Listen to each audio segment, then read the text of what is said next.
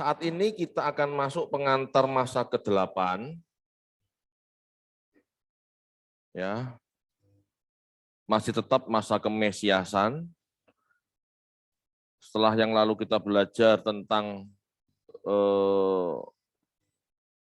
budaya, tradisi, kondisi masyarakat dalam pemerintahan Romawi.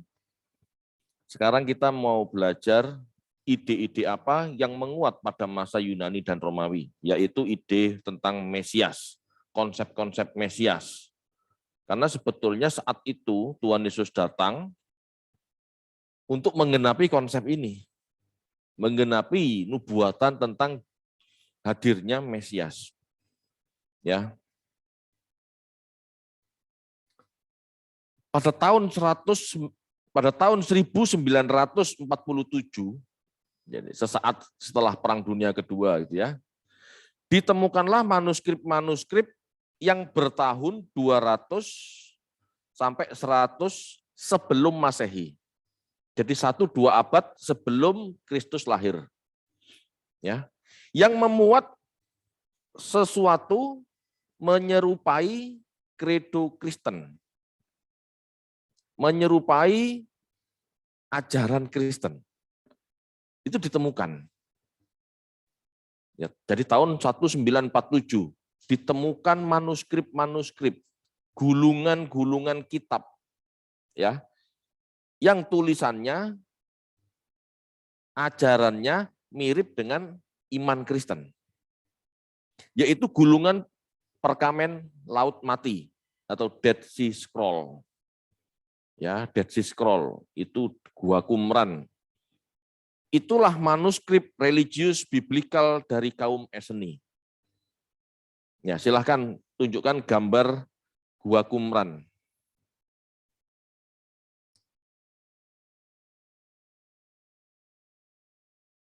Nah, ini ya.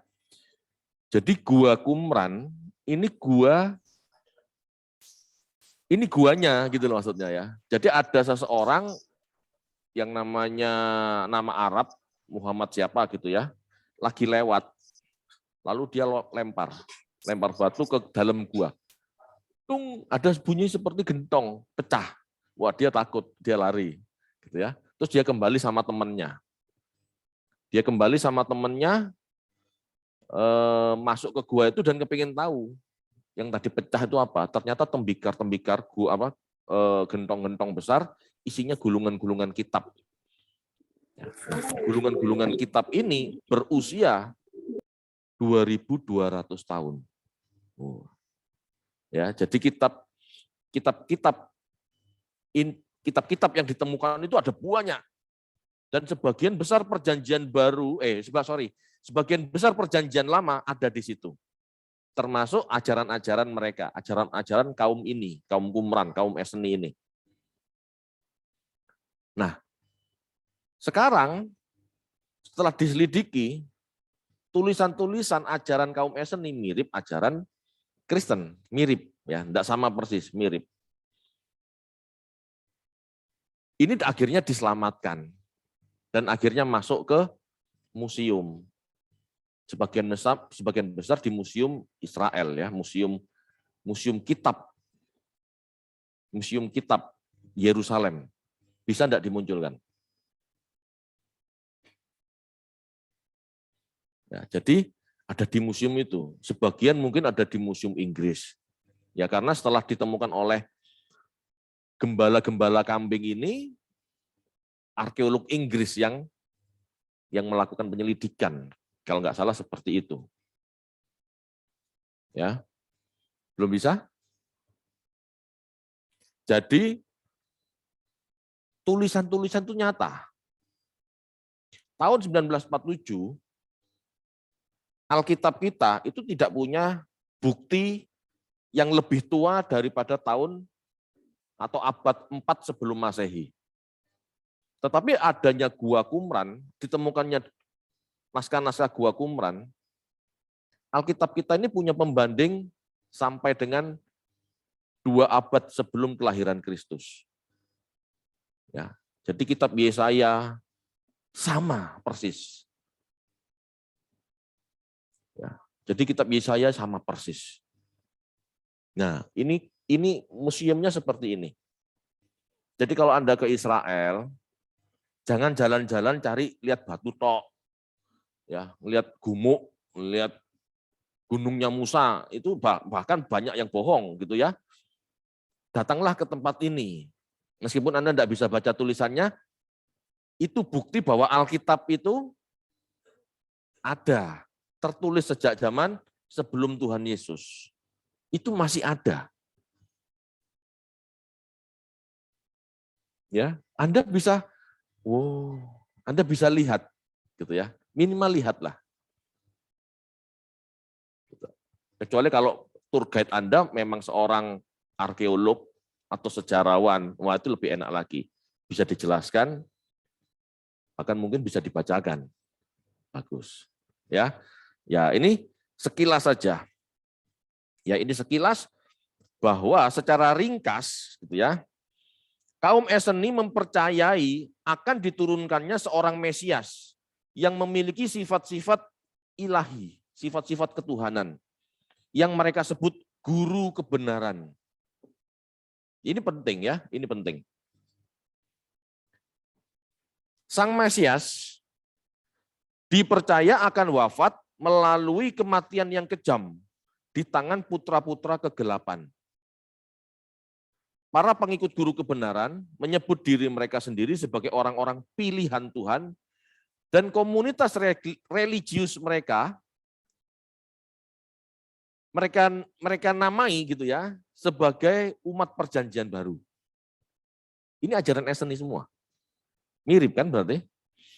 Nah, keterangan sejarah ini menjelaskan keterkaitan pemahaman sebagian orang Yahudi saat itu, maksudnya orang-orang Eseni, ya, bahwa orang-orang Yahudi Galilea, khususnya kaum Selot dan Nasrani, memiliki kemiripan pemahaman dengan Eseni. Meskipun Yesus sendiri bukan seorang Eseni, tapi ajarannya mirip. Jadi yang mirip-mirip itu, Eseni, Nasrani, Selot itu punya kemiripan, tapi juga ada perbedaan. Kalau Farisi, kemarin saya katakan sebagian sama, sebagian berbeda. Gitu ya. Kalau Saduki berbeda. Ya.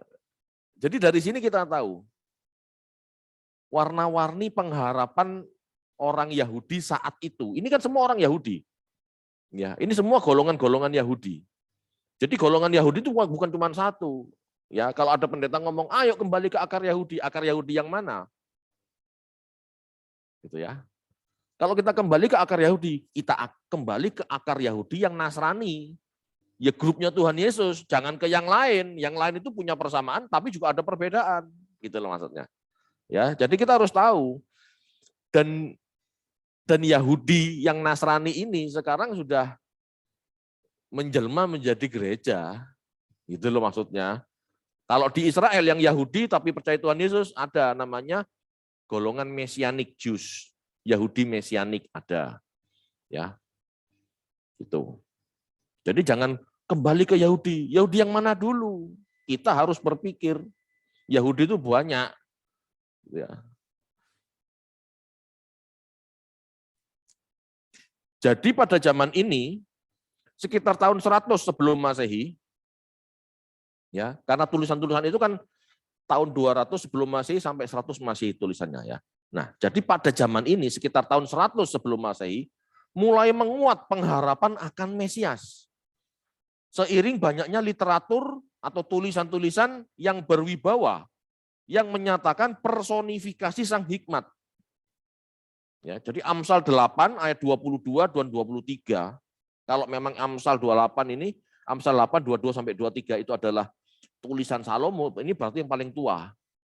Lalu muncul, kalau tadi personifikasi sang hikmat, lalu muncul personifikasi sang kebijaksanaan dalam kebijaksanaan Salomo. Kitab Deuterokanonika ini muncul. Ini abad-abad 100 sebelum Masehi. Kitab Daniel yang juga diperkirakan gitu ya. Abad 4 sampai abad 100 sebelum Masehi. Muncul tentang anak manusia yang ilahi, yang diurapi, Daniel 9, itu muncul. Ya, kalau Salomo abad 9, 10 sebelum Masehi gitu ya.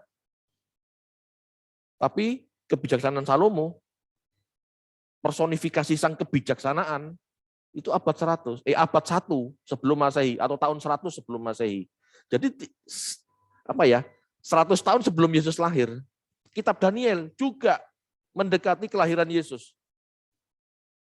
Jadi menguat, belum lagi tulisan-tulisan yang lain. Ya, ini menguat. Jadi orang zaman itu sangat menantikan hadirnya seorang Mesias. Lebih dari waktu-waktu sebelumnya, gitu loh. Ya. Kita baca yuk, Amsal 8 ayat 22 sampai 23. Supaya kita tahu pengharapan zaman itu.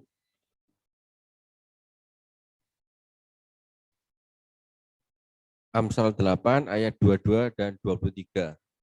Tuhan telah menciptakan aku sebagai permulaan pekerjaannya, sebagai perbuatannya yang pertama-tama dahulu kala.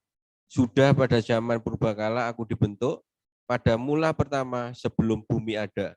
Ya, itu personifikasi sang hikmat. Jadi hikmat dipersonifikasi, dimanusiakan, diwujudkan gitu ya. Diteofanikan istilahnya.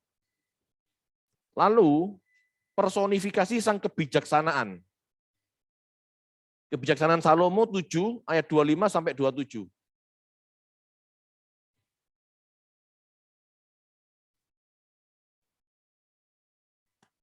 Kebijaksanaan Salomo 7 ayat 25 sampai 27. Kebijaksanaan adalah pernafasan kekuatan Allah dan pancaran murni dari kemuliaan yang Maha Kuasa. Karena itu tidak ada sesuatu pun yang bernoda masuk ke dalamnya. Karena kebijaksanaan merupakan pantulan cahaya kekal dan cermin tak bernoda dari kegiatan Allah dan gambar kebaikannya. Ayat 27, meskipun tunggal, namun kebijaksanaan mampu akan segala-galanya. Dan walaupun tinggal di dalam dirinya, namun membaharui semuanya. Dari angkatan yang satu ke angkatan yang lain, ia beralih masuk ke dalam jiwa-jiwa yang suci, yang olehnya dijadikan sahabat Allah dan Nabi. Oke. Jelas ya. Jadi di kebijaksanaan Salomo, kitab Deuterokanonika ini juga menyatakan personifikasi sang kebijaksanaan, sang hikmat sama saja. Lalu janji tentang anak manusia, Daniel 7 ayat 13.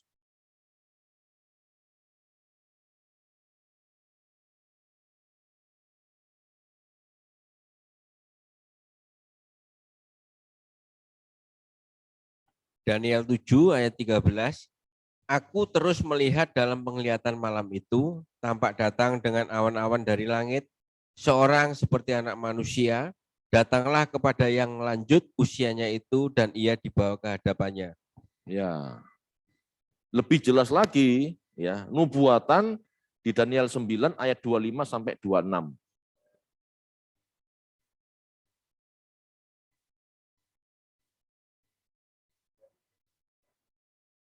Daniel 9 ayat 25 dan 26. Maka ketahuilah dan pahamilah dari saat firman itu keluar, yakni bahwa Yerusalem akan dipulihkan dan dibangun kembali sampai pada kedatangan seorang yang diurapi, seorang raja. Ada 7 kali 7 masa dan 62 kali 7 masa lamanya. Kota itu akan dibangun kembali dengan tanah lapang dan paritnya, tetapi di tengah-tengah kesulitan. Sesudah ke-62 kali 7 masa itu akan disingkirkan seorang yang telah diurapi, padahal tidak ada salahnya apa-apa. Maka datanglah rakyat seorang raja memusnahkan kota dan tempat kudus itu, tetapi raja itu akan menemui ajalnya dalam air bah. Dan sampai pada akhir zaman akan ada peperangan dan pemusnahan seperti yang telah ditetapkan. Oke. Jadi pada saat ayat-ayat ini muncul gitu ya, menguat pengharapan tentang Mesias. Jadi ini sesaat sebelum hadirnya Tuhan Yesus.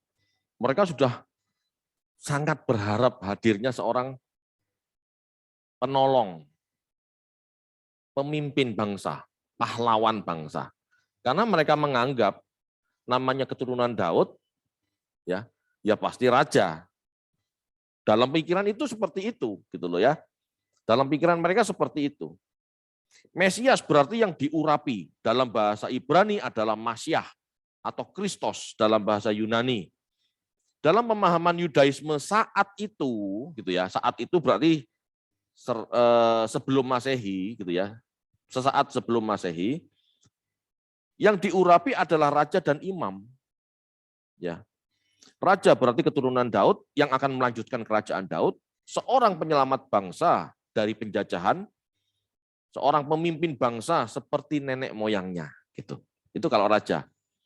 Kalau imam itu berarti seseorang yang menghubungkan bangsa tersebut dengan Tuhan. Ya, tapi mereka lebih suka raja. Jadi ada dua perkiraan. Mesias itu raja atau diurapi atau kedua-duanya. Ya. Seorang raja dasarnya adalah Kejadian 49 ayat 10. Ayo kita baca yuk.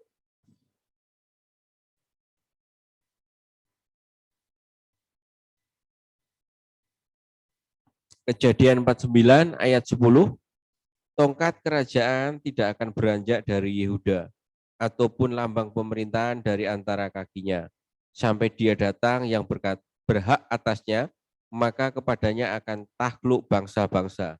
Ya, jadi ayat ini mendasari bahwa seorang raja akan lahir dari suku Yehuda, ya, dan dia yang memerintah dengan apa? Dengan baik, dengan hebat, gitu ya. Jadi pengharapan raja itu tidak akan lepas dari suku Yehuda. Ini Kejadian 49 ayat 10. Ya. Raja yang diurapi, kuat sebagai pemimpin bangsa yang melepaskan bangsa Israel atau bangsa Yahudi dari penjajahan Romawi. 1 Samuel 2 ayat 10. Jadi ini merujuk ya. Jadi ayat-ayat ini merujuk pada janji tampilnya seorang raja.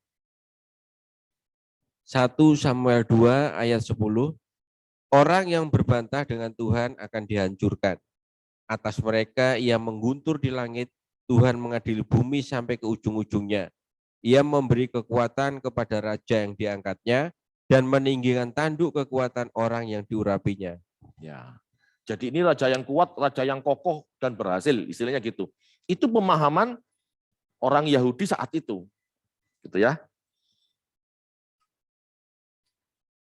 Kalau itu seorang imam, ya maka ia adalah seorang imam yang diurapi, yang mempersembahkan darah. Ya, Imamat 4 ayat 5.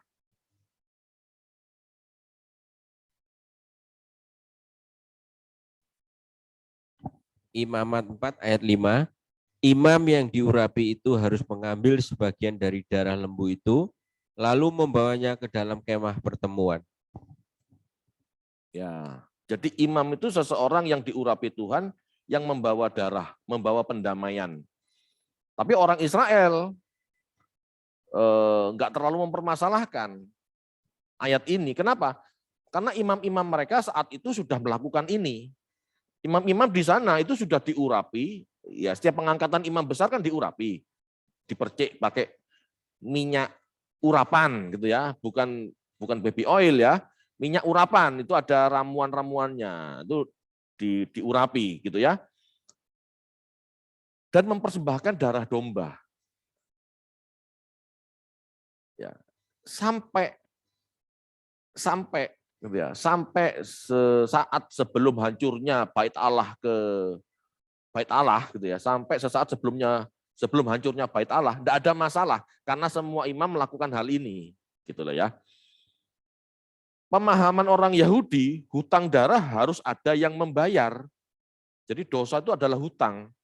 Nah, hutang apa? Hutang dosa ya mati kan gitu ya. Jadi hutang darah harus ada yang membayar dengan darah. Orang Yahudi memahaminya darah domba yang dikorbankan gitu loh. Yudaisme memahami dosa sebagai hutang yang harus dibayar. Kita baca yuk, Mazmur 51 ayat 16 sampai 19.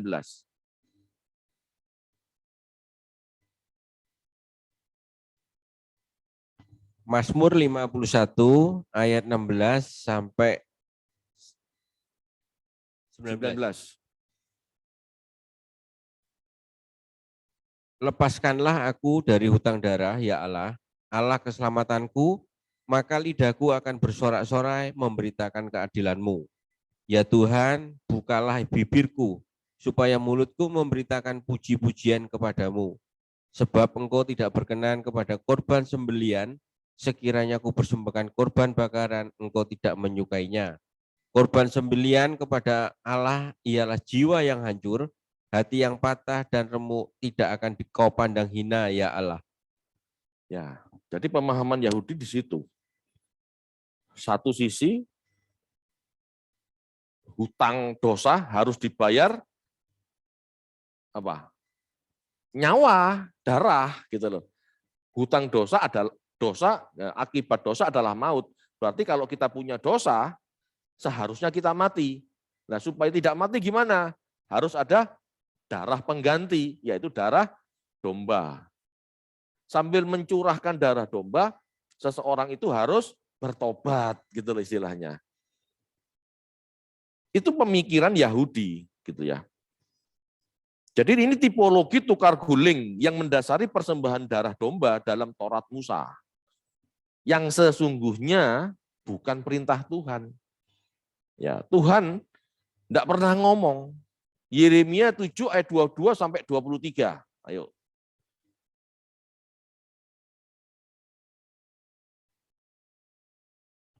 Yeremia 7 ayat 22 dan 23. Sungguh pada waktu aku membawa nenek moyangmu keluar dari tanah Mesir, aku tidak mengatakan atau memerintahkan kepada mereka sesuatu tentang korban bakaran dan korban sembelian. Hanya yang berikut inilah yang telah kuperintahkan kepada mereka. Dengarkanlah suaraku, maka aku akan menjadi Allahmu, dan kamu akan menjadi umatku.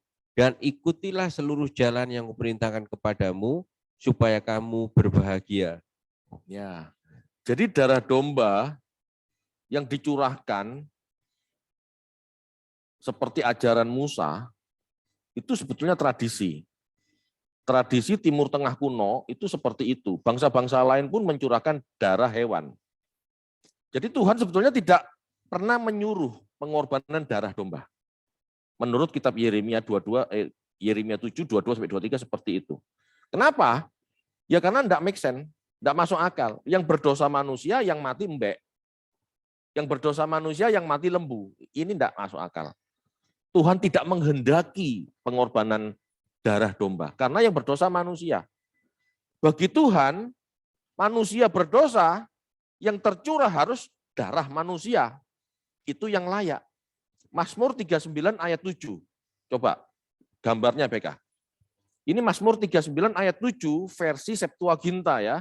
Bukan versi Masoret, karena versi Masoret berbeda. Ya, silahkan. Nah ini. Sacrifice and offering you did not will. Jadi korban dan persembahan bakaran gitu ya. Engkau tidak kehendaki. Tulisan ini, Mazmur 39 ayat 7 Septuaginta, ini dikutip oleh Ibrani 10 ayat 4. Coba, itu aja dibuka. Ibrani 10 ayat 4. Itu sama. Jadi yang dipakai, Alkitab yang dipakai pada zaman para rasul, itu Septuaginta sebetulnya.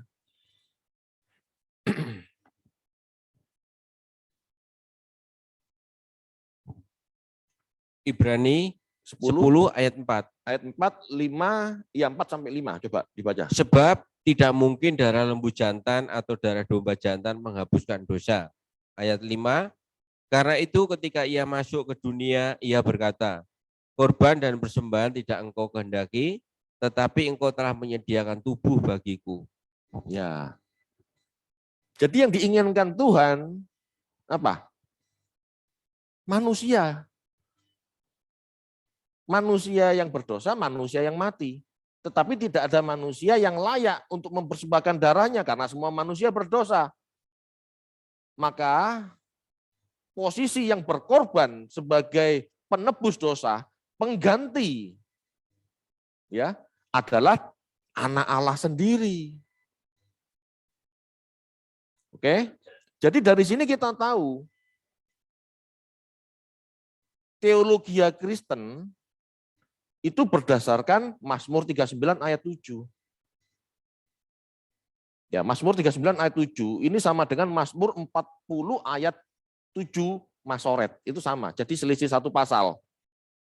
Coba kita buka Mazmur 40 ayat 7.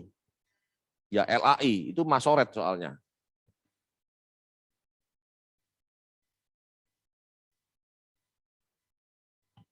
Mazmur 40 ayat 7. Engkau tidak berkenan kepada korban sembelian dan korban sajian, tetapi engkau telah membuka telingaku, korban bakaran dan korban penghapus dosa tidak engkau tuntut.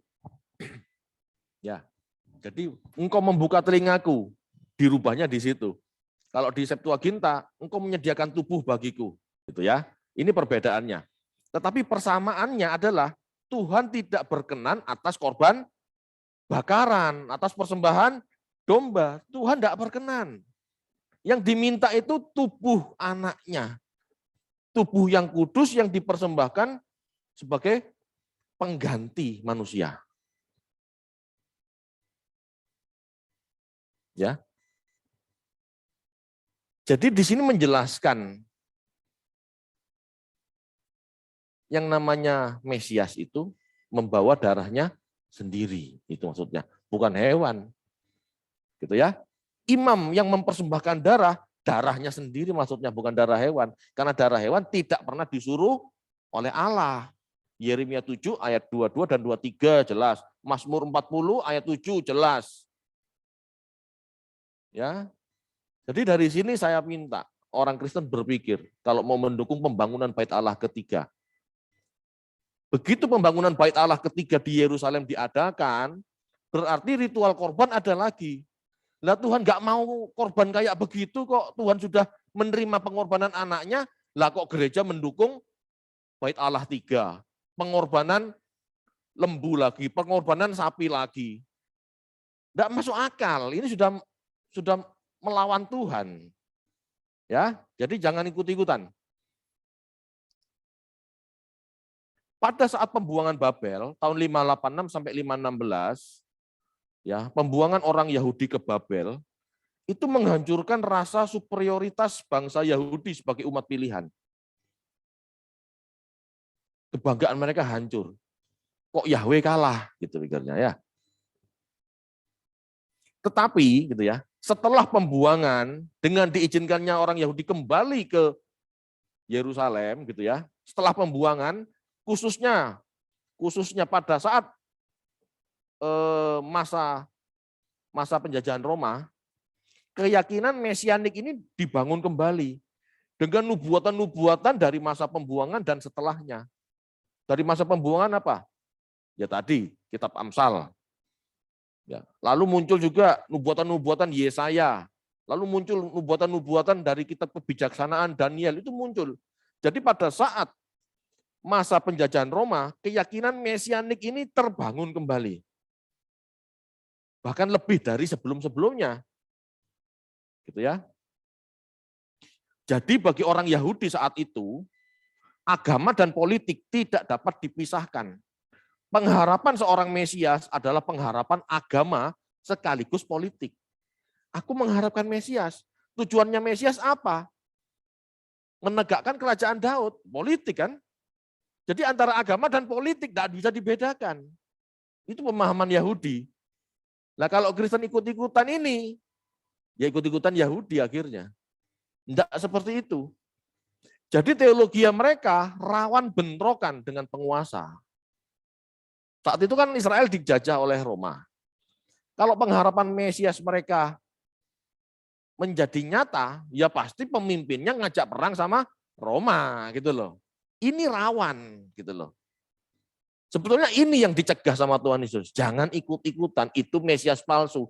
Kalau kamu ikut-ikutan, kamu bakal binasa. Dan betul, tahun 70 dihancurin kan? Itu loh. Ya. Pemahaman-pemahaman ini juga ada dasarnya. Tetapi mereka pilih kasih atau tebang pilih. Pilih-pilih ayat Ya karena mereka punya premis, mereka punya pengharapan gitu ya. Ya seperti apa ya, lagu kebangsaannya. Yang mereka rindukan bukan Tuhan, yang mereka rindukan itu tanah milik kepunyaannya gitu loh. Yang mereka inginkan itu bangsa, menjadi sebuah bangsa, itu yang mereka inginkan, bukan Tuhan. Ya, kita lihat tebang pilihnya kalau mereka istilahnya milih ayat tentang Mesias. Sesaat setelah kembali dari pembuangan itu ya, muncul ayat di Yesaya 45 ayat 1. Yesaya 45 ayat 1 itu kan Deutero Yesaya. Jadi Deutero Yesaya ini kitab Yesaya yang ditulis setelah pembuangan. Kores dipahami sebagai yang diurapi, sebagai pembebas bangsa Yahudi untuk beribadah. Nah, sampai Kores orang asing dianggap Mesias gitu loh, dianggap utusan Allah gitu ya. Ini mereka hancur, benar-benar hancur kebanggaan mereka sebagai orang Yahudi yang merasa anak pilihan sampai mengakui Kores sebagai Mesias ini karena apa ya? Pola pikir kebanggaan mereka sudah kacau, sudah hancur gitu ya. Kita baca yuk Yesaya 45 ayat 1. Yesaya 45 ayat 1. Beginilah firman Tuhan, inilah firmanku kepada orang yang kuurapi, kepada Kores yang tangan kanannya kupegang, supaya aku menundukkan bangsa-bangsa di depannya dan melucuti raja-raja, supaya aku membuka pintu-pintu di depannya dan supaya pintu-pintu gerbang tidak tinggal tertutup. Nah, kalau Anda kepingin tahu jelas, Anda bisa kembali mendengarkan khotbah tentang kitab Yesaya. Ya di situ Kores dianggap sebagai Mesias, sebagai orang yang diurapi untuk mengembalikan orang Yahudi ke Yerusalem dan bisa beribadah. Jadi sampai segitunya gitu loh ya. Padahal yang diurapi gitu ya, tidak boleh sembarang orang. Tetapi yang mereka pikir, apa mungkin ini ya? Gitu loh. Akhirnya Yesaya menulis atau penerusnya Yesaya menulis, oh Kores ini Mesias. Padahal di ayat-ayat lain menjelaskan bahwa yang namanya Mesias itu pemuja Yahweh, umat pilihan, kan gitu. Tetapi anehnya Kores orang kafir, orang tidak bersunat dianggap Mesias. Nah, gitu. Ya jadi kebanggaan mereka rontok. Ya. Ya itu pelajaran buat mereka sebetulnya. Cara berpikir mereka harus benar. Tetapi begitu mereka sampai di Yerusalem, jadi bangsa yang bisa beribadah di bait suci lain, jadi bangsa yang bisa beribadah di bait suci lagi gitu ya, ya berubah lagi. Berubah lagi. Pola pikir mereka benar-benar kolot, benar-benar istilahnya legalisme gitu ya. Pada saat kembali pada saat kembali ke Yerusalem dari pembuangan gitu ya, orang Yahudi memahami, belajar lagi, mencari lagi siapa sih Mesias gitu ya. Dan betul di tulisan Yesaya 11 ayat 1 sampai 16, seorang Mesias keturunan Daud akan hadir. Yeremia 23, 5 sampai 8 itu keturunan Daud. Mazmur 110 ayat 1 itu menjelaskan keturunan Daud. Ayo dibaca aja yang ayat pendek. Yeremia 23, 5 sampai 8.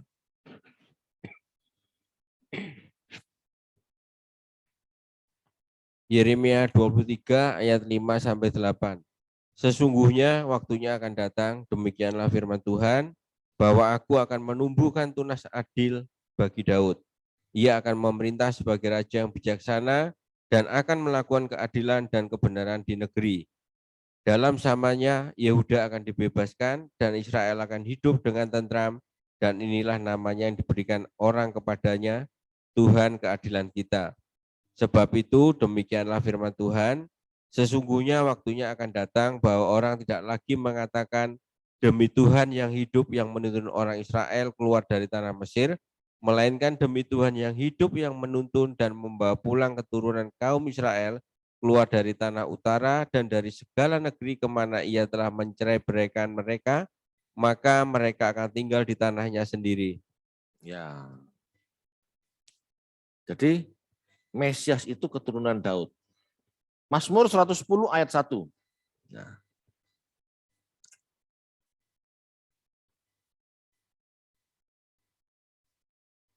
Mazmur 110 ayat 1, demikianlah firman Tuhan kepada Tuanku, duduklah di sebelah kananku sampai kubuat musuh-musuhmu menjadi tumpuan kakimu. Ya. Jadi janji Mesias itu mengerucut hanya untuk keturunan Daud. Kalau bukan keturunan Daud bukan Mesias. Ya. Lalu di Yesaya 53 ada nubuat tentang Mesias, seseorang yang menderita. Ya, Anda baca nanti di rumah ya. Ini Yesaya 53 ini panjang. Ada nubuat tentang Mesias, seseorang yang akan menderita. Seseorang yang diurapi tapi menderita, gitu ya. Tapi pasal ini tidak disukai orang Yahudi. Jadi di-skip. Mereka tidak jujur. Tidak disukai ini ayat pasal ini. Oke, lanjut. Seseorang raja yang diurapi membangun Yerusalem. Ya, tadi sudah dibacakan Daniel 9 ayat 25 sampai 26. Ya, seorang raja diurapi membangun Yerusalem. Tetapi ayat selanjutnya, bukan ayat selanjutnya, kalimat selanjutnya, frase yang selanjutnya, yang akan mati dibunuh itu diabaikan. Kenapa? Karena di ayat lain dikatakan dia akan berhasil. Ya kan? Tadi kan sudah pernah dibaca Yeremia 23 5 sampai 8 berhasil. Gitu.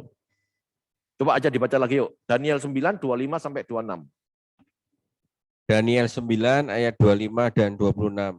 Maka ketahuilah dan pahamilah dari saat firman itu keluar, yakni bahwa Yerusalem akan dipulihkan dan dibangun kembali sampai pada kedatangan seorang yang diurapi. Seorang raja ada 7 kali 7 masa dan 62 kali 7 masa lamanya. Kota itu akan dibangun kembali dengan tanah lapang dan paritnya, tetapi di tengah-tengah kesulitan. Sesudah ke-62 masa itu akan disingkirkan seorang yang telah diurapi, padahal tidak ada salahnya apa-apa. Maka datanglah rakyat seorang raja memusnahkan kota dan tempat kudus itu. Tetapi raja itu akan menemui ajalnya dalam air bah, dan sampai pada akhir zaman akan ada peperangan dan pemusnahan seperti yang telah ditetapkan. Ya, jadi akan disingkirkan seorang yang telah diurapi itu di-skip, dilewati. Karena yang namanya Mesias itu akan berhasil. Disingkirkan, bagi kita tahu itu mati, tetapi bagi mereka disingkirkan belum tentu mati, gitu loh maksudnya.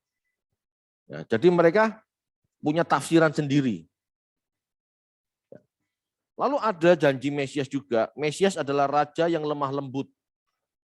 Sakaria 9, 9 sampai 10.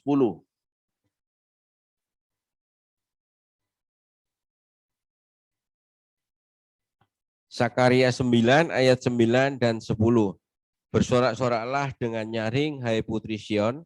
Bersorak-soraklah, hai putri Yerusalem. Lihat rajamu datang kepadamu, ia adil dan jaya. Ia lemah lembut dan mengendarai seekor keledai beban yang muda. Ia akan melenyapkan kereta-kereta dari Efraim dan kuda-kuda dari Yerusalem. Busur perang akan dilenyapkan dan ia akan memberitakan damai kepada bangsa-bangsa. Wilayah kekuasaannya akan terbentang dari laut sampai ke laut dan dari sungai Efrat sampai ke ujung-ujung bumi. Ya, jadi di situ Mesias yang lembah lembut, tidak suka perang. Ini diabaikan karena bagi mereka, gitu ya, Mesias ini memimpin perang, menegakkan kerajaan Daud. Kalau tidak perang gimana caranya mengusir penjajah? Gitu. Jadi ayat-ayat seperti ini diabaikan. Sakaria 14 ayat 8.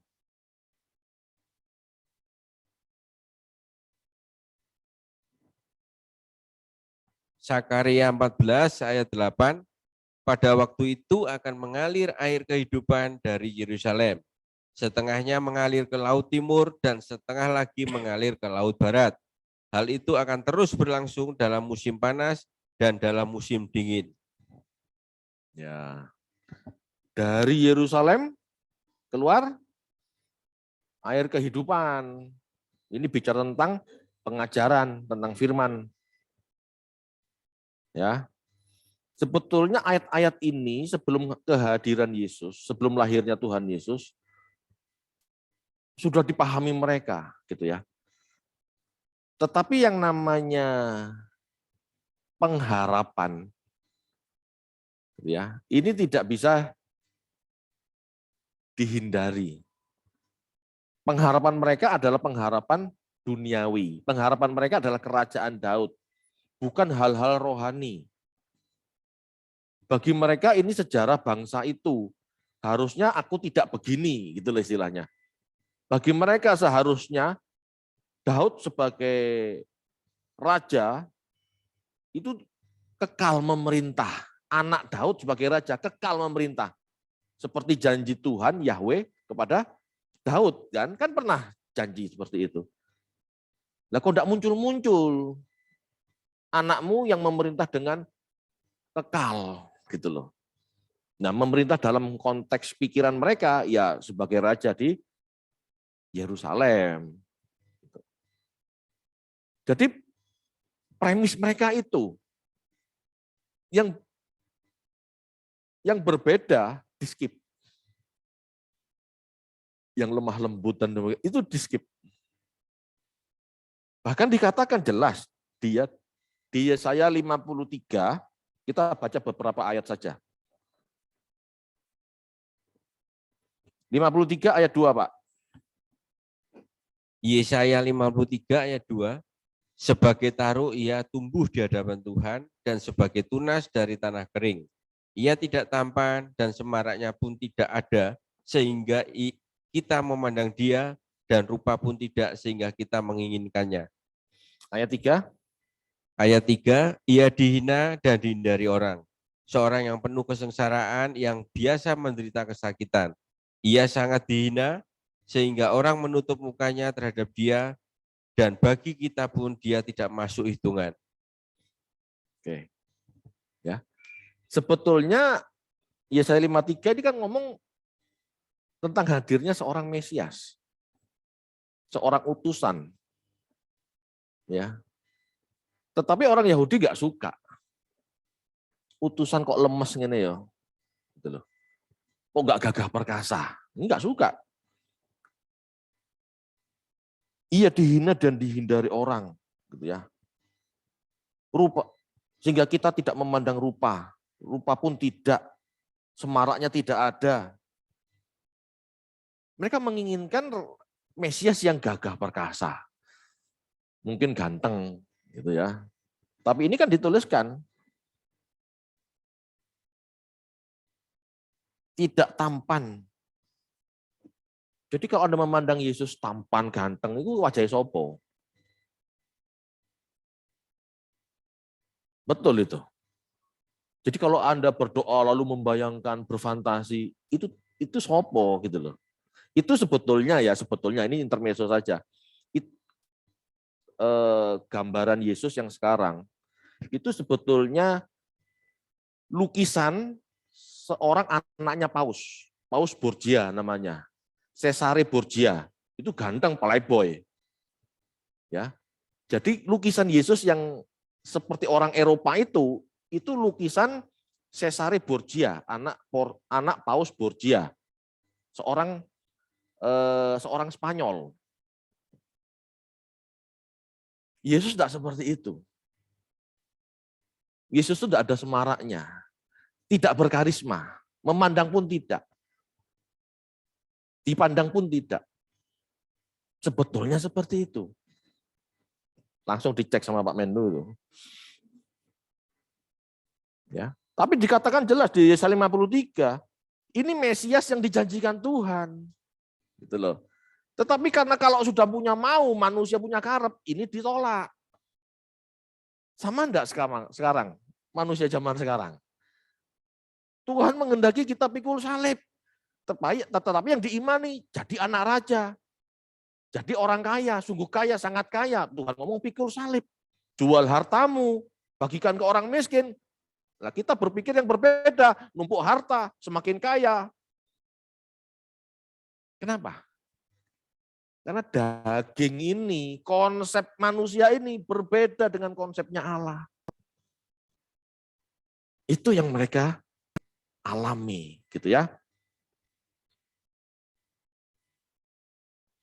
Kalau sudah ketemu Pak Menlu, nanti bisa dikirim gambarnya di akhir khotbah bisa dimunculkan, ya, Cesare Borgia. Makanya toh kalau nonton itu jangan drama Korea terus. Sekali-sekali History Channel gitu. Ya, itu di History Channel ada, pernah dimunculkan filmnya.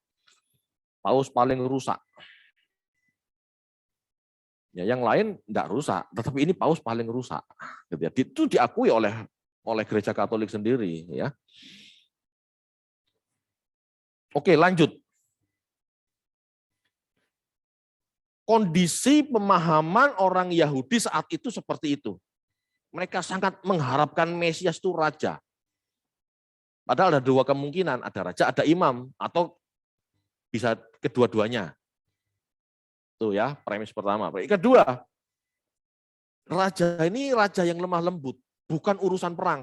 Tapi mereka anggap raja itu pasti perang, pasti menang perang, pasti mendirikan kerajaan di bumi ini. Itu premis kedua. Tetapi dengan hadirnya Yesus, dan Yesus mengajar murid-muridnya, Mesias tidak seperti itu. Itu sebabnya Tuhan Yesus dibenci. Itu sebabnya ajarannya tidak diterima. Ya. Premis Yesus dan murid-muridnya mengarah pada hadirnya seorang raja, namun sekaligus imam dan nabi. Karakteristik Mesiasnya bukan raja Israel secara politik, bukan. Tuhan Yesus ngomong, aku bukan raja di dunia ini, kerajaanku dari sono. Yohanes 18 ayat 36.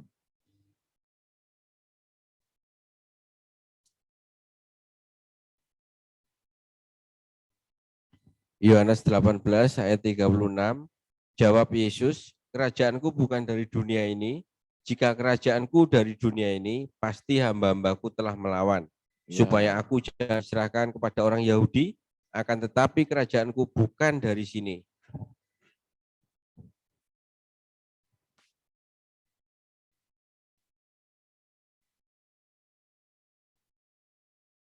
Jelas ya?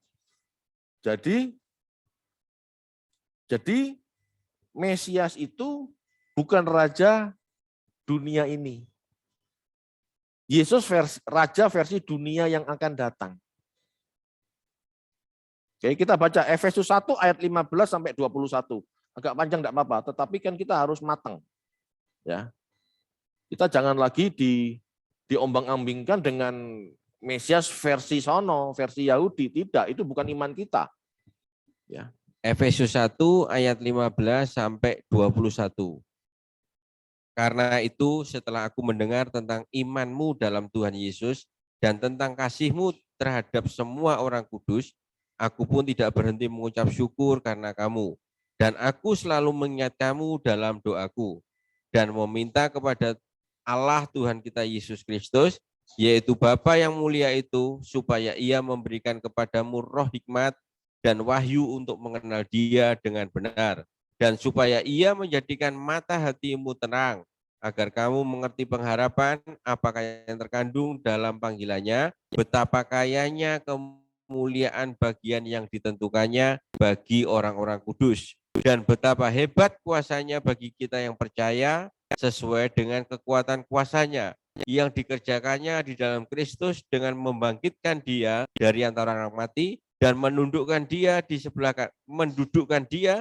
sebelah kanannya di surga, jauh lebih tinggi dari segala pemerintah dan penguasa dan kekuasaan dan kerajaan dan tiap-tiap nama yang dapat disebut, bukan hanya di dunia ini saja, melainkan juga di dunia yang akan datang. Jelas ya?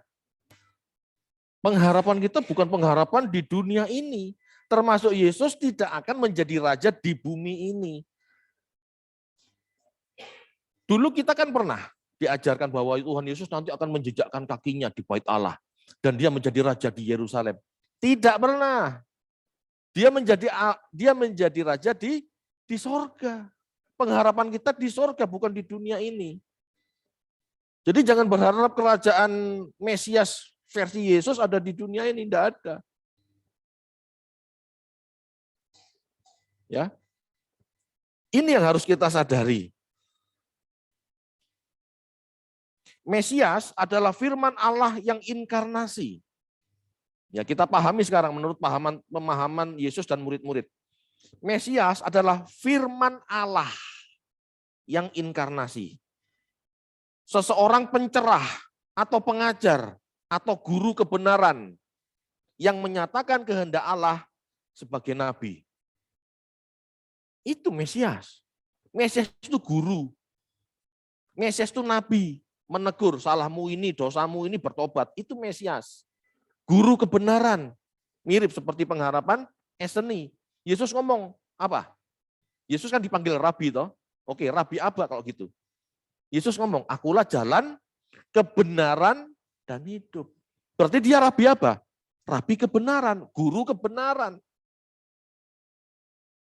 Tujuan Tuhan Yesus lahir, mengajar, mendidik, membuka, mencelikkan mata orang, supaya keluar dari kegelapan menuju terang. Kita baca, Yohanes 1 ayat 4 dan 11.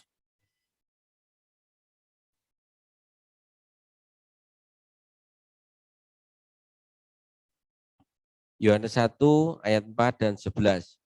Dalam dia ada hidup dan hidup itu adalah terang manusia. Ayat 11, ia datang kepada milik kepunyaannya, tetapi orang-orang kepunyaannya itu tidak menerimanya. Ya, jadi Tuhan Yesus datang pada milik kepunyaannya, milik orang, dia datang kepada orang Israel, kepada manusia, itu untuk mengajar, untuk menyatakan terang. Terang itu kebenaran, pencerah. Jadi Yesus datang untuk mencerahkan manusia. Tujuan hidupmu bukan mengejar dunia, tapi mengejar kerajaan Allah. Kerajaan Allah itu apa ya? Istilahnya figuratif dari pemerintahan Allah, dari kehendak Allah. Jadi itu. Yesus berupaya ya menjelaskan itu kepada murid-muridnya setelah dia menjadi rabi. Menjelaskan konsep Mesias kepada murid-murid melalui sistem pendidikan, melalui sistem pemuritan, bukan melalui sistem pemberontakan atau angkat pedang, tidak. Yesus ngajar murid-murid untuk belajar. Kita baca yuk, Yohanes 2 ayat 4.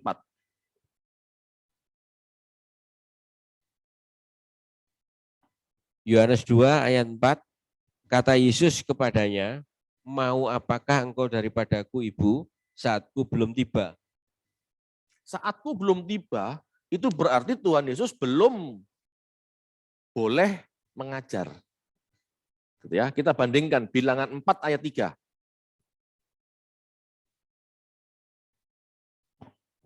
Bilangan 4 ayat 3. Hitunglah yang berumur 30 tahun ke atas sampai yang berumur 50 tahun. Semua orang yang kena wajib tugas supaya mereka melakukan pekerjaan di kemah pertemuan. Jadi seorang Yahudi baru boleh pelayanan itu usia 30. Yesus boleh mengajar setelah usia 30. Jadi pada saat Bunda Maria minta melakukan mujizat, aku belum boleh melayani, waktuku belum tiba. Secara tradisi seperti itu. Jadi sebelum umur 30 apa Tuhan Yesus? Belajar. Dan setelah lulus belajar, setelah lulus jadi rabi, dia mengajar. Ini soal belajar, ini yang dilupakan orang Kristen. Padahal ini konteks tentang bagaimana Yesus jadi guru mengajar, belajar, mencerdaskan umat, mencelikkan mata manusia yang gelap ini loh. Sebetulnya itu. Tuhan Yesus itu guru kebenaran. Dan ini tidak bisa dilepaskan loh dengan cara Tuhan men-setting bangsa itu bagaimana belajar. Usia 5 tahun, mikro, belajar membaca Taurat. Lalu usia 10 tahun, menghafal. Kalau tadi belajar membaca, sekarang menghafal. Mengulang, menghafal ajaran lisan Torah, Mishnah. Umur 12 tahun, bar mitzvah. Yesus di Yerusalem, berdiskusi, betul? Berdiskusi. Itu umur 12 tahun berdiskusi. Padahal seharusnya belajar diskusi, ya, berdebat, berdiskusi, itu umur 13 tahun. Jadi belajar Talmud, belajar berdiskusi, itu mulai usia 13 tahun. Ya. Setelah itu midras. Umur 20 tahun ke atas, dia belajar midras. Midrasim, artinya mempelajari atau meneliti. Istilah Yahudi untuk menelaah kitab suci secara homiletik.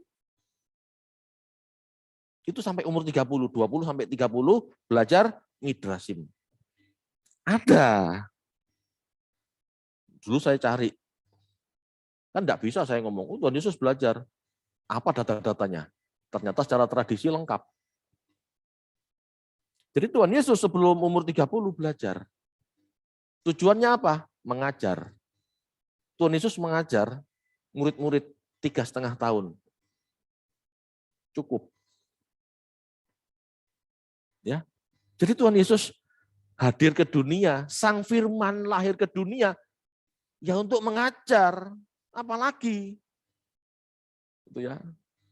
Kalau ada orang ke sini ahli listrik, ya tujuannya pasti betulin kelistrikan, mosok disuruh masak, kan gitu. Sama Tuhan Yesus pun gitu. Tuhan Yesus itu Sang Firman, Logos. Jadi dia hadir untuk memberikan pemahaman, pengertian. Aku ini Mesias, tapi bukan untuk perang, untuk menjelaskan hal-hal yang tidak kamu pahami. Itu loh maksudnya. Makanya Yesus juga disebut nabi. Dia menjelaskan, ini loh kehendak Tuhan, ini loh kehendak Tuhan. Dia juru bicara Tuhan, nabi. Dia menggenapi kenabian. Selanjutnya, Yesus disebut raja, ini sifatnya universal. Orang Majus menyebut raja orang Yahudi tidak ada yang tahu. Ya, di Matius 2 ayat 2, coba dibaca.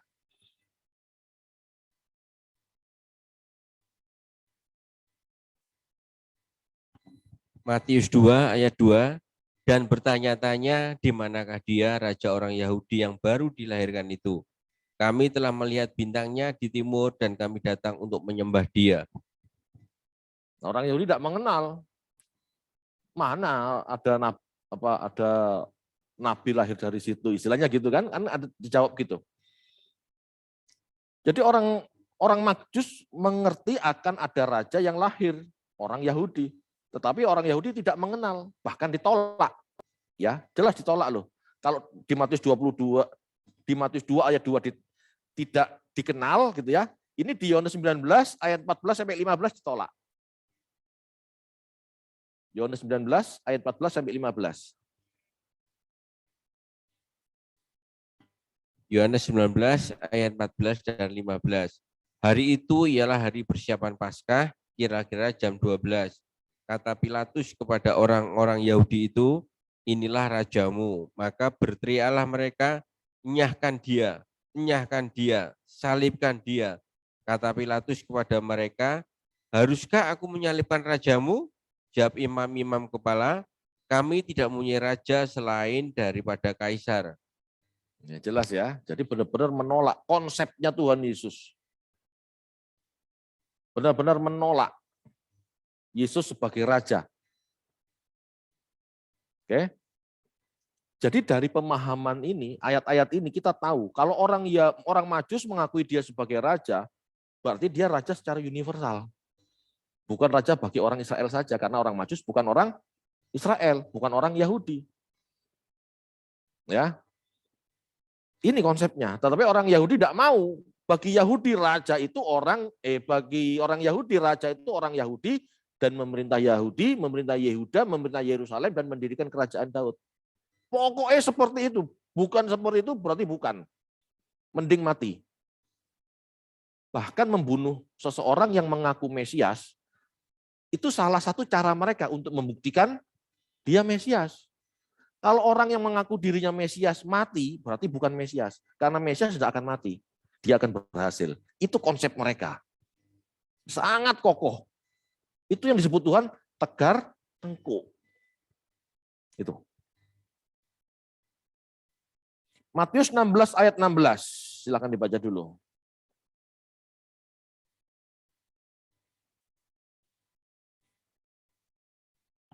Matius 16 ayat 16. Maka jawab Simon Petrus, engkau adalah Mesias, anak Allah yang hidup. Pernyataan Petrus bahwa Yesus adalah Mesias, anak Allah yang hidup, ini sudah tepat. Tetapi begitu Petrus menolak konsep Mesias yang menderita, maka Yesus menghardik Petrus. Matius 16 ayat 21 sampai 22. Ayo.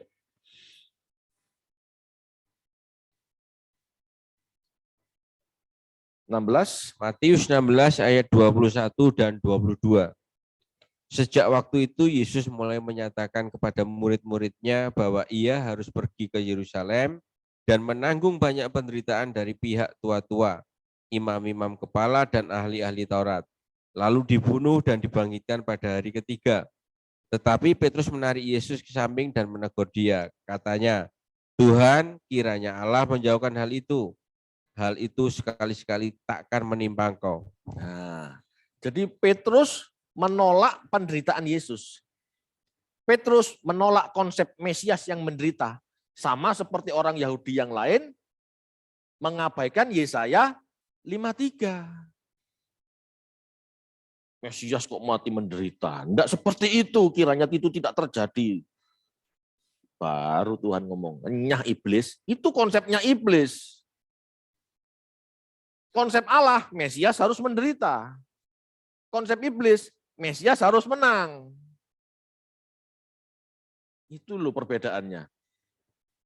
Ini perang konsep, perang teologis zaman itu. Karena sebuah pengharapan yang salah.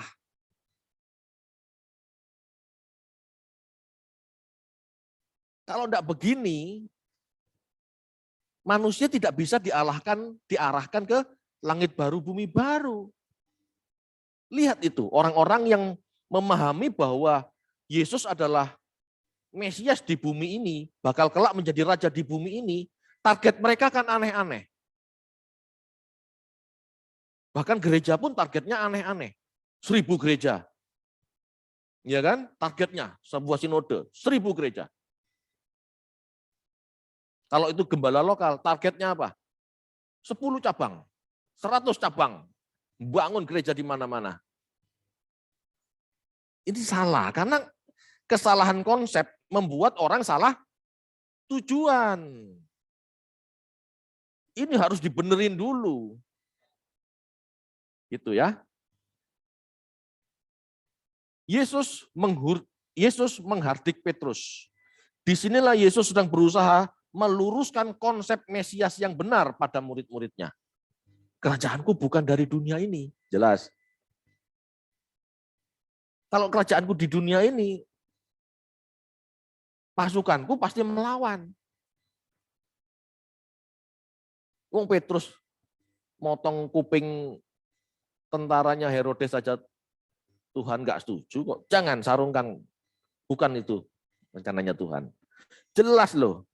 Tetapi masih banyak yang berharap Yesus jadi raja di dunia ini. Tidak. Kerajaannya di dunia yang akan datang.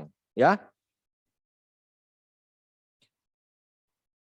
Yesus melarang murid-murid memberitahukan bahwa dia adalah Mesias. Yesus tahu, kalau Yesus jelas-jelas ngomong dia Mesias, maka dia harus memimpin perang. Maka dia harus memimpin memberontak. Kalau enggak, ya enggak dipercaya. Satu. Yang kedua, kalau Yesus ngomong Mesias, versi mereka, kalau Yesus mengatakan Mesias, kalau Yesus mengatakan dirinya Mesias versi mereka, pasti diminta perang. Sekalian wis. Kamu berhasil mendirikan bait Allah, kamu berhasil mendirikan kerajaan Daud, atau kamu mati sekalian. Enggak ada masalah. Kalau kamu mati berarti kamu kan bukan Mesias, gitu loh. Jadi tidak ada masalah bagi mereka membunuh seseorang demi tercapainya seorang Mesias. Ya. Yesus melarang murid-murid memberitahukan bahwa dia adalah Mesias, sebab Yesus masih harus menggenapi karyanya sebagai sang kebenaran, yaitu mengajar, menyatakan kebenaran. Tidak boleh mati dulu, karena masih harus ngajar. Belum selesai aku ngajar muridku. Tapi begitu sudah selesai, kurikulumnya sudah selesai, Yesus naik ke kayu salib. Di situ nanti murid-murid baru mengerti. Pada saat kebangkitan, kebangkitan, murid-murid baru mengerti kan. Sebelum Yesus mati, dia tidak mengerti. Bahkan diajar Yesus pun tidak mengerti. Tetapi setelah Yesus mati dan bangkit, mereka baru mengerti. Murid-murid baru mengerti. Oh, Mesias seperti ini yang dimaksud. Baru murid-murid mengerti. Yerusalem itu Yerusalem sorgawi, bukan Yerusalem dunia ini. Arah mereka berubah semua. Tapi kalau tidak belajar, tidak ikut Tuhan Yesus 4 tahun, sampai 2022 tidak ngerti. Lihatin aja. Betul enggak? Sampai 2022 kan banyak orang berpikir Yesus raja di dunia ini, di bumi ini. Nanti bertata di Yerusalem Timur Tengah sana. Enggak seperti itu. Ya. Kamu jangan ngomong-ngomong aku Mesias. Sebab kalau orang sampai tahu dia Mesias, nanti diminta angkat senjata. Gitu. Ini berbeda sama premis Yahudi. Premis orang Kristen dan murid-murid, premis Tuhan Yesus dan murid-murid atau orang Kristen seperti ini tadi ya, jelas. Tetapi meskipun Yesus sudah mati, bangkit dan naik ke sorga, orang Yahudi tetap tidak percaya. Orang Yahudi tetap kokoh, ngotot, menginginkan Mesias versinya, yaitu raja yang akan memerintah di Yerusalem, duniawi. Dan pernah beberapa kali orang Yahudi meyakini kehadiran Mesias. Kalau Yesus tidak dipahami sebagai Mesias, tidak diterima karena konsepnya bukan begitu, tidak sama. Tetapi pernah ada orang-orang yang diyakini oleh orang Yahudi sebagai Mesias. Contohnya ya Yudas Makabe. Yudas Makabe tahun 190 sampai 160 sebelum Masehi pernah dipahami sebagai Mesias.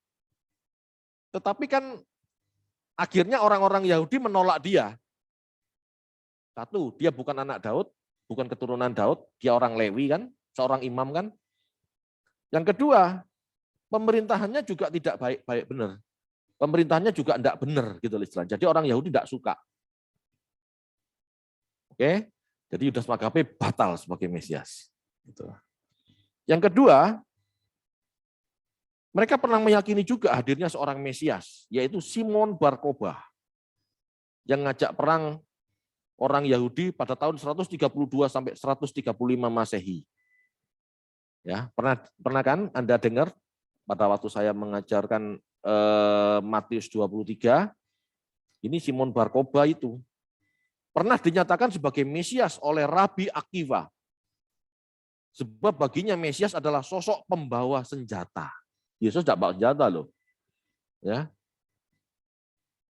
Dan sempat menang, meskipun akhirnya kalah. Gitu ya. Simon Bar-Kokhba gagal membangun Yerusalem dan mati dalam pemberontakan. Berarti bukan Mesias. Ngerti enggak sampai sini? Jelas enggak perbedaannya? Setelah Konsili Yamnia, sekitar tahun 90, di mana Yudaisme mengutuki pengikut Kristus, jadi Kristen sudah berpisah dari Yahudi, orang-orang Yahudi khususnya para rabi, ini menstandarkan yang namanya Mesias. Supaya enggak bingung, Mesias ini begini loh, istilahnya begitu. Seorang rabi, Moses ben Maimon, atau seorang rabi besar, atau ini seorang rabi besar ya, Rabi Moses ben Maimon, seorang rabi besar Separdik yang lahir tahun 1138 Masehi di Spanyol, atau juga disebut Maimonides. Kalau Anda pernah belajar filsafat, filsuf, tokoh-tokoh pemikir, Maimonides ini masuk. Dia seorang rabi. Dia menyatakan yang namanya Mesias, satu, bekerja keras dalam mempelajari Taurat. Ya, jadi dia ahli Taurat. Kedua, yang namanya Mesias itu pasti mempengaruhi orang Yahudi untuk belajar dan taat Taurat. Ya. Ketiga, yang disebut Mesias pasti mengobarkan pertempuran Yahweh. Pasti mengorbankan pertempuran suci demi nama Yahweh. Orang itu pasti Mesias. Jadi ngajak perang. Jika orang tersebut berhasil dalam usaha-usaha ini, dia ahli Taurat, dia ngajak orang belajar Taurat dan orang mau belajar Taurat, gitu ya. Dan yang ketiga, dia memimpin perang suci untuk mendirikan kerajaan Daud. Nah, jika orang tersebut berhasil dalam usaha-usaha ini, kemungkinan berhasil membangun bait suci Yerusalem, mengembalikan orang Yahudi ke tanah Israel, maka dapat diyakini sebagai Mesias. Kalau kriteria ini tidak masuk, bukan Mesias. Jadi beda banget sama Tuhan Yesus. Ini kata Rabi Yahudi loh. Makanya sampai sekarang orang Yahudi tidak percaya Yesus. Karena standarnya sudah ada. Kalau bukan ini pasti bukan.